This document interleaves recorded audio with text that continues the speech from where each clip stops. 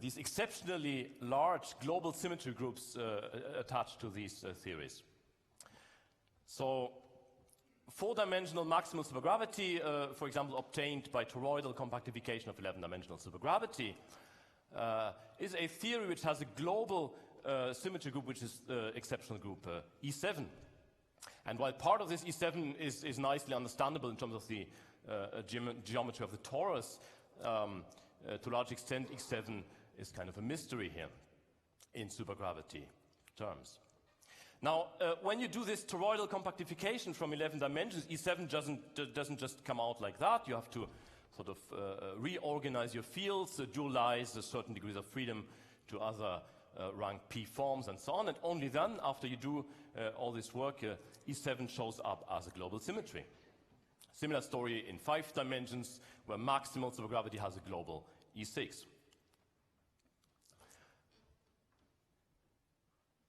What was found a bit later by David Nicolai was that part of this E7, in fact the compact part of this E7, the compact SU8 subgroup, can already made visible in 11 dimensions, simply breaking the Lorentz group up into SO1, 3 times SO7, enhancing or embedding this SO7 in a bigger compact SU8, and there's a version of 11-dimensional supergravity in which SU8 is already present as a composite local symmetry.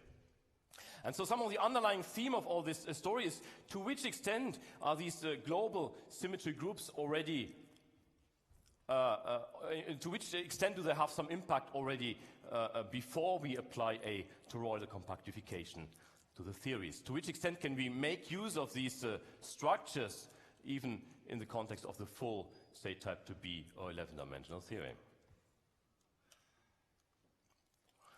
And that has sort of triggered over the last 10 years, a large body of work. This is probably just a subset of the names coming from different fields: generalized geometry, double field theory, exceptional geometry, gauge supergravity, and all that came together in what I will explain as exceptional field theory. So here's a short outline. I'll discuss one example of an exceptional field theory where I will explain how all these structures come together into a single formulation of maximal supergravity. And then I'll discuss and sketch some applications, in particular in the context of supergravity truncations, consistent truncations of high-dimensional theories, consistent truncations, classification of ADS, vacua, and so on.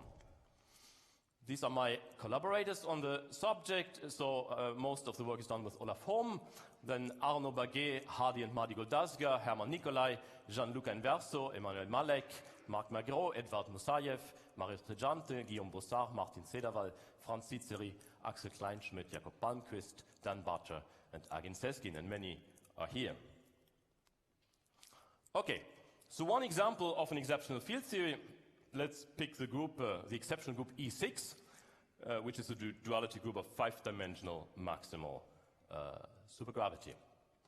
It's a group which is big enough to show all the features of these theories, and yet not so big as to get into too many technicalities.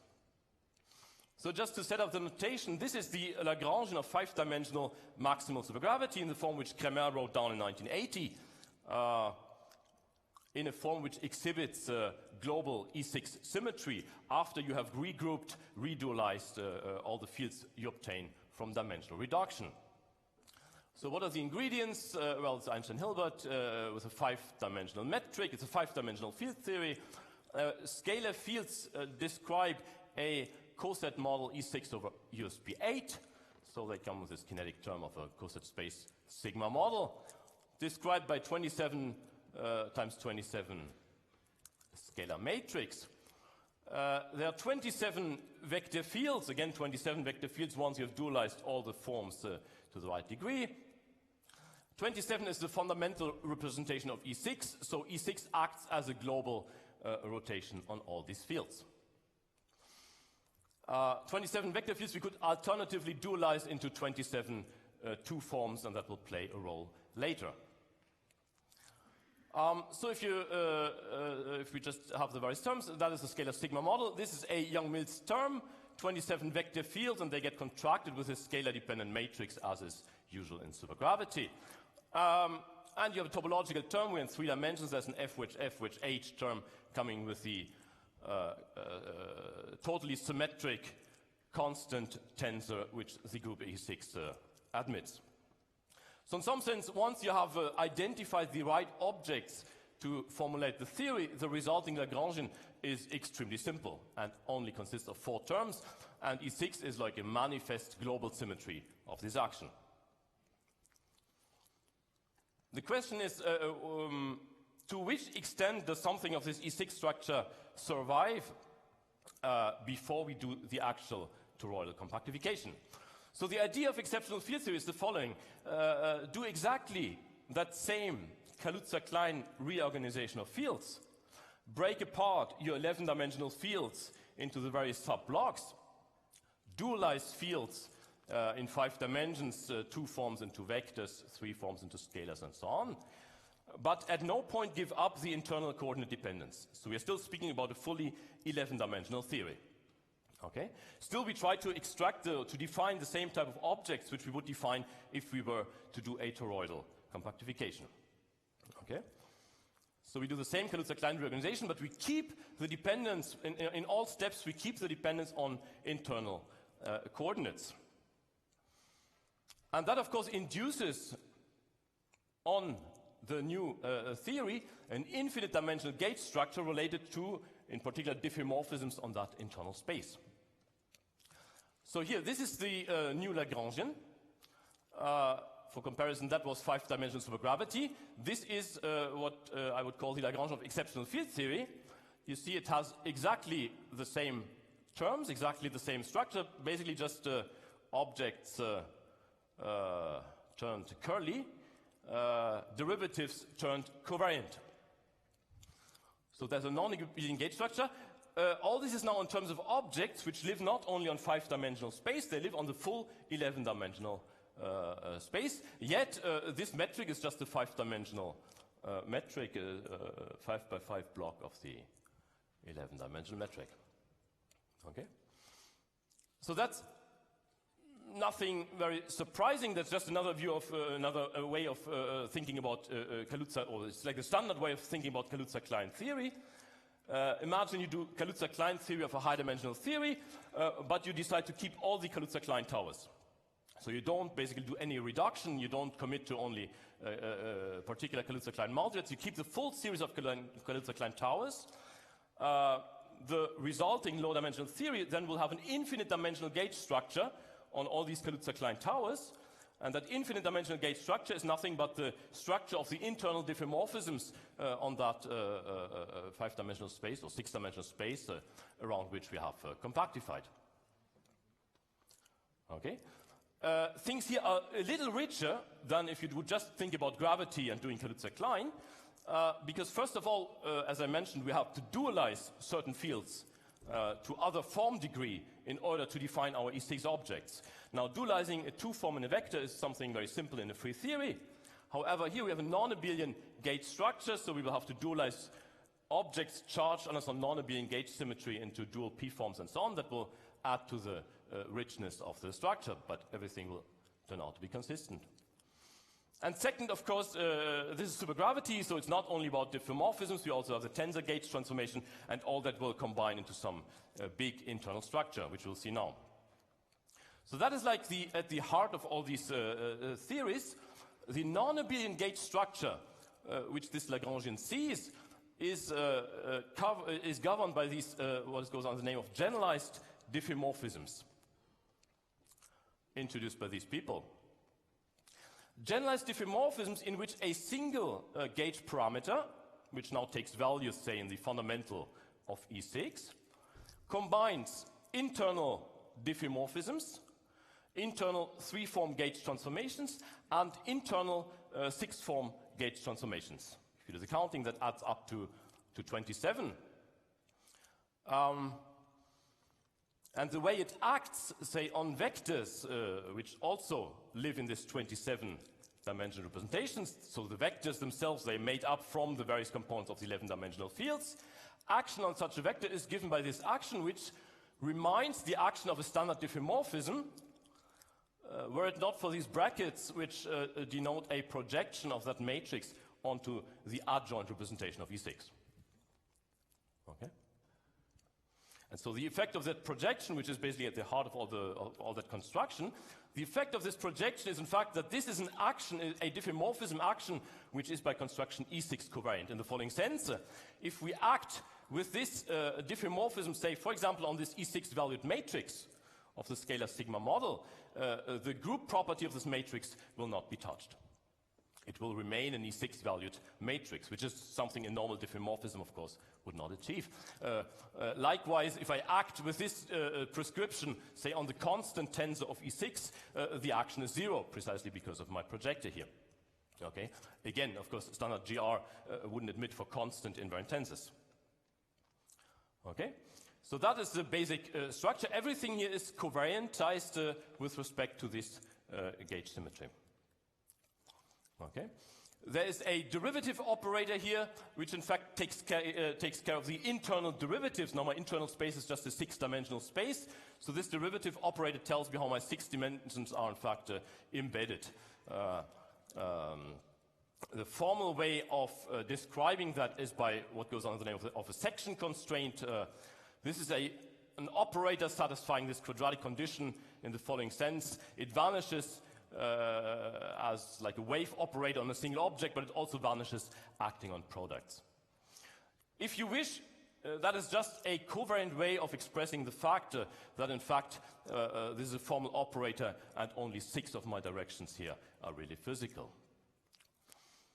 Still, what is funny is, or kind of not unexpected, there's a different and alternative solution to this constraint in which it's not 6 physical dimensions surviving, but only 5. In that case, in fact, this very same Lagrangian would just describe the type 2B theory.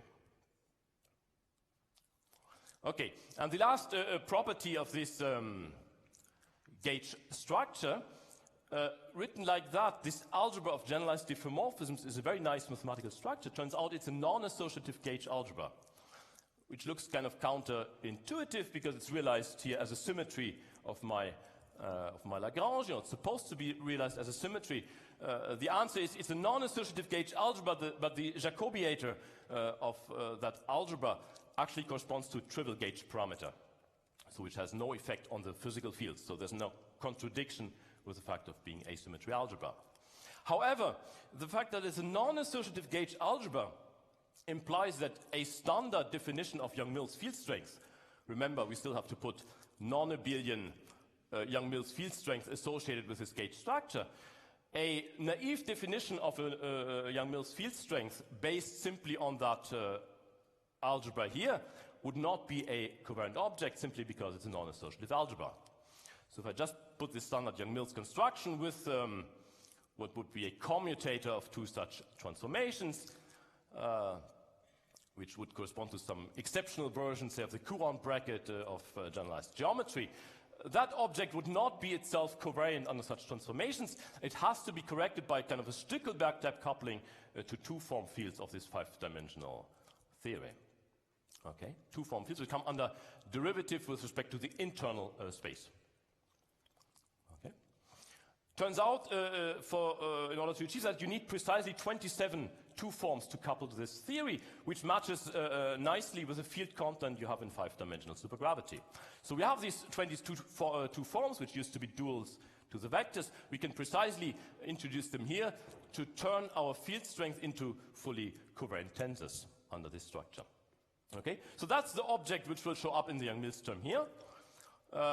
You might worry that there's a new field which we have to introduce. The new field, in fact, doesn't introduce any new degrees of freedom. It will just have field. It will also feature in the new non-abelian topological term.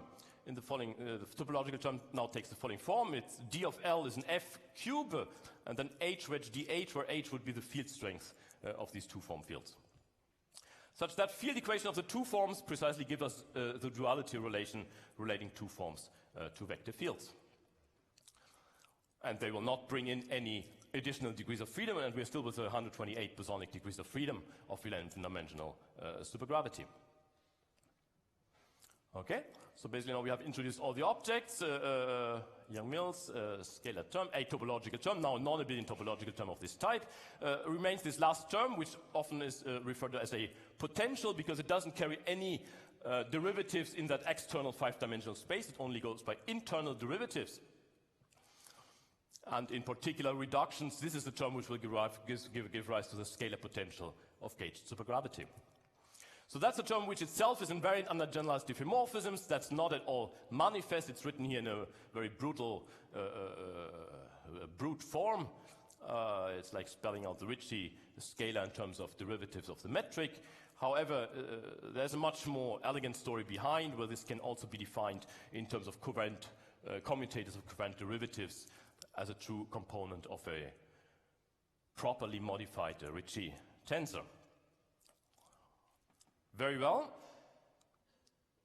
So that's the object which we want to use. That's, if you wish, a reformulation of 11-dimensional supergravity. It looks like a 5-dimensional theory, except for, as I said, all fields now depend on all space. And there's an infinite dimensional gauge structure, and there's an infinite dimensional non-abelian Young-Mills field strength coming with it, 2 forms introduced, and so on. So every term by itself was constructed such they are invariant under these internal generalized diffeomorphisms. Turns out if you also want to implement external diffeomorphisms, as in a 5-dimensional field theory, then only the sum of these 5 terms with precisely those coefficients is in fact an invariant. And that looks counterintuitive also because you might think a 5-dimensional diffeomorphism, this looks like a 5-dimensional field theory. But remember now, all these things would also depend on the internal space. So this is not a 5-dimensional diffeomorphism in the 5-dimensional sense. It has a 5-dimensional parameter, but depending on all 11-dimensional space. So if I also request invariance under those diffeomorphisms, it turns out I have no free parameter left in this action. And that's very nice because we're only so far talking about the bosonic sector. We have not made any reference to supersymmetry. Yet, just the combination of these 2 bosonic symmetries uniquely fixes all the couplings of this Lagrangian. Thus, all the couplings of 11-dimensional supergravity. Okay? It's just, again, depending on how I put my derivatives into this operator, I will either have a description here of 11-dimensional supergravity, or I will have a description here of type 2b supergravity. Then, depending on which one I choose, I have to apply a dictionary to see how my, say, 11-dimensional fields sit in this metric, how my type 2b fields sit in this metric, and so on. That can all be worked out. And then the field equations here will precisely reproduce the full set of 11-dimensional field equations. Very good. So we have a dictionary either here or going to type 2b. So what is that good for other than having sort of a common framework which we can apply to describe these 2 theories, say, in kind of weird variables?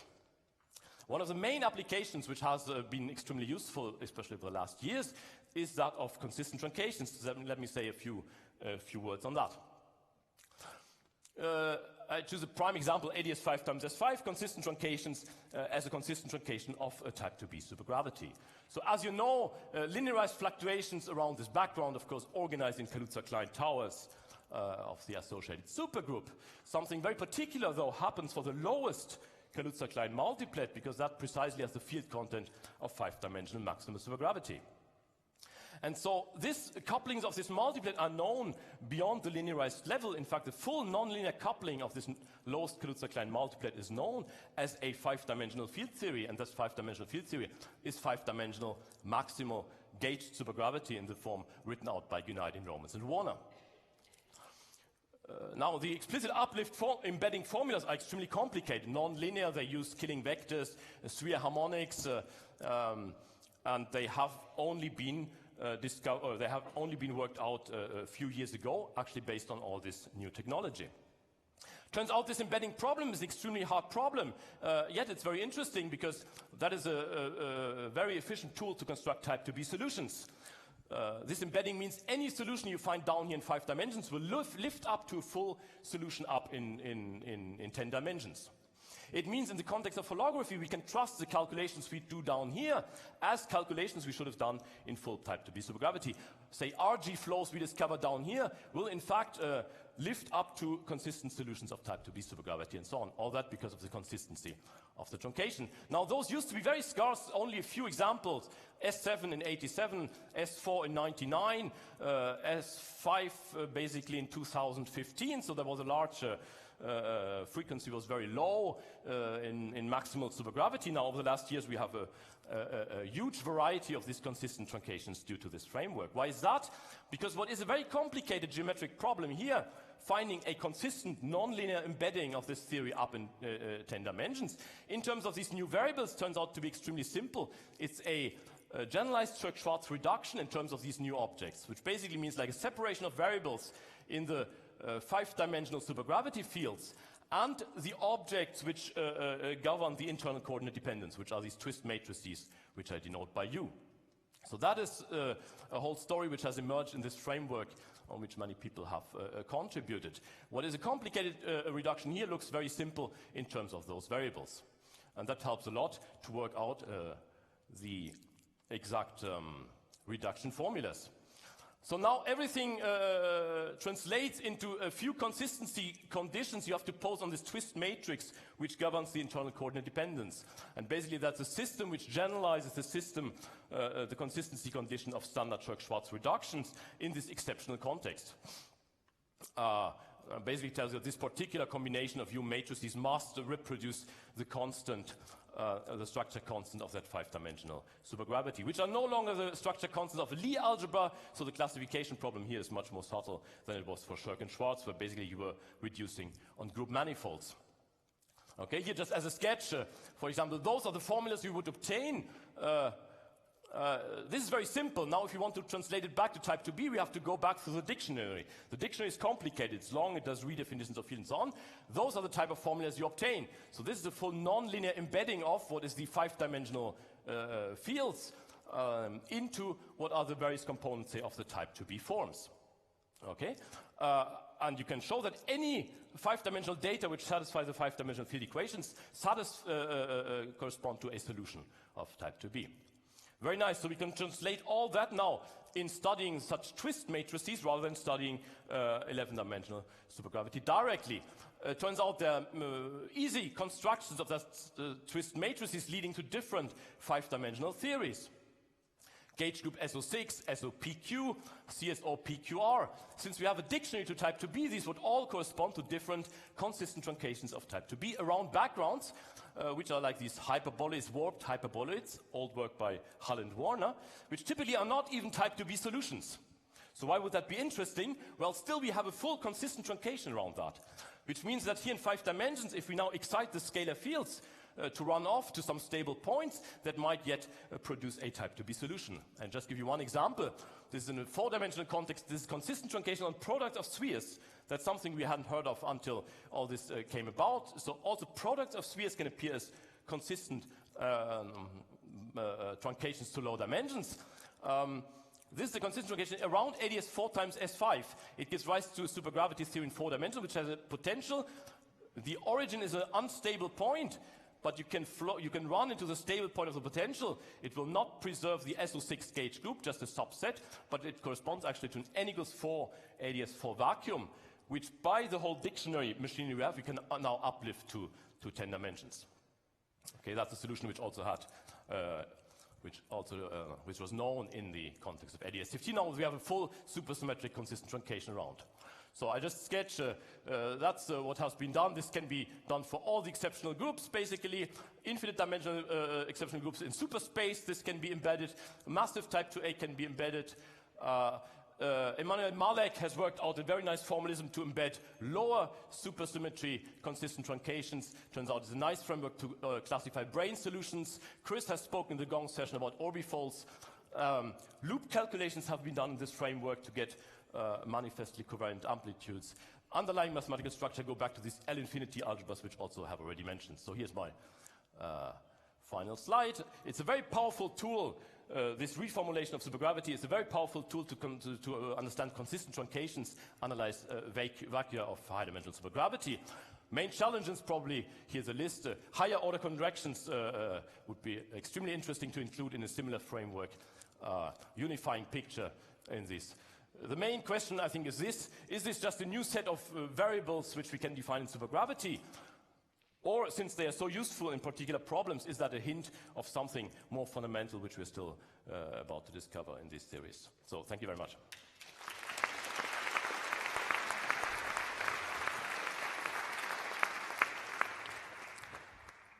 Are there questions for Henning?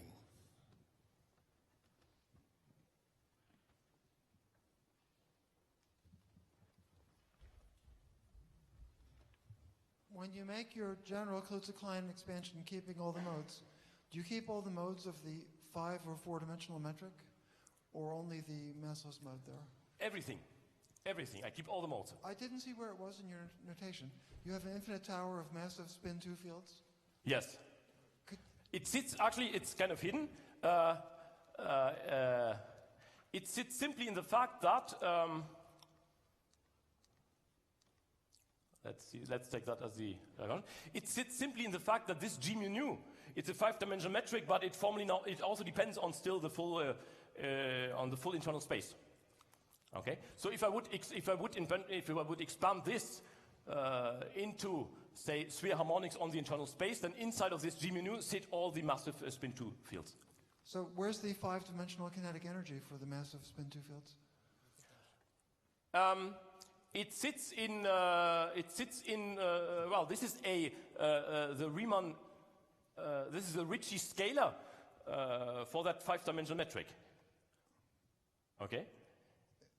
Including its massive modes? Yes. Okay. Yes. And although you're not writing the fermions, there are fermions as well? Okay, so the main point here was these couplings are all determined simply by requiring combination of internal and external generalized differentmorphisms. So all the bosonic couplings are fixed even without making reference to supersymmetry. So far I have simply neglected the fermions. However, all this can be generalized to also include the fermions. The fermions can also, I can also have the Y dependence survive in my fermions. Fermions can depend on my full space. There is a generalized notion then of spin connection. Fermions will here transform under the USP8 as 5-dimensional fermions do, and so on. Okay, so everything goes through, even including the fermionic sector. It's just the fermionic sector is not required to fix all the couplings. Okay, thank you.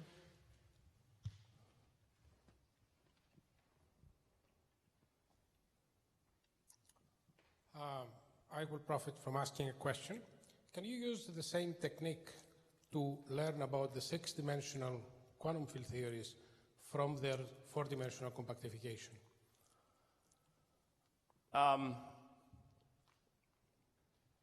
that would be interesting. You mean like spelling out a 4-dimensional theory in which sort of in a hidden way coordinate dependence is encoded in some... 6-dimensional theory, we don't have a good way of describing it using Lagrangian, but its compactification is super Yang-Mills and we know how to describe it. Can you use the same idea to go it back? Well, you may be well, if you're very optimistic, you may say, okay, at least it's a framework which allows you to maybe construct the theory in objects, you know, like in 4 dimensions. However, that said, in all the examples we know here, in all the examples in which we can do, say, consistent truncations, in the end we are able to lift this up into a standard Lagrangian formulation in 10 or 11. Which may be complicated. You've seen the formulas. I mean, putting it through this nonlinear dictionary can lead to very complicated formulas up in 10 or 11 dimensions. But in all cases, it will lead to some kind of standard Lagrangian description in 10 or 11 dimensions. So that makes you more pessimistic about applying it to such cases where you have probably not that access in 6 dimensions. There is one question down there. Where are the derivatives with respect to the internal dimensions? Good. Hidden. All of them are hidden. In fact, here you see none. Very good. For example, the terms which are bilinear in internal derivatives, they all fit in this what I have declared to be a scalar potential because precisely it doesn't contain external derivatives. Okay. So this has the basically the two derivative terms of scalar fields are all in here. But also, remember, there's this gauge structure, non-abelian gauge structure, which goes by generalized differentmorphisms. A generalized differentmorphism carries derivatives in the internal directions. So in here sit derivatives of the gauge fields with respect to the internal dimensions. Same here in the field strength. The field strength carries a commutator of that type, carries internal derivatives of vectors. Same in the topological term via that, and so on and so on. So they are all over the place, but sort of the whole art of the game is to combine things into objects where this internal coordinate derivative has been absorbed into just some kind of notion of an infinite dimensional gauge structure.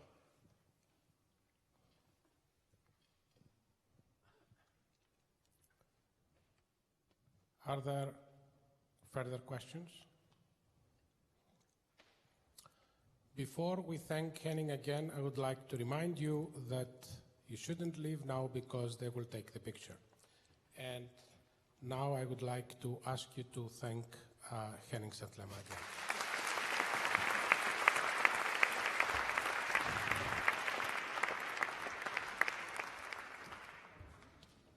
I have to wait for instructions.